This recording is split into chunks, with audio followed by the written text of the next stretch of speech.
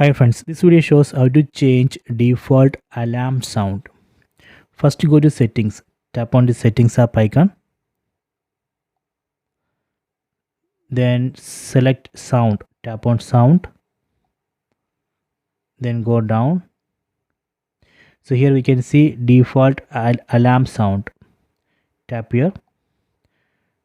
These are the alarm sounds. From this list we can select one sound which we want.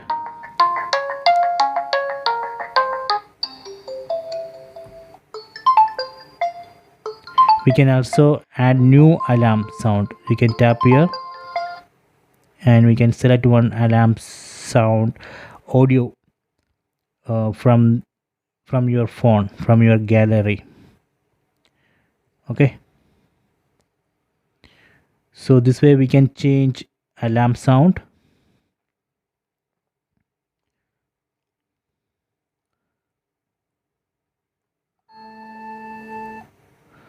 Okay, so please try this.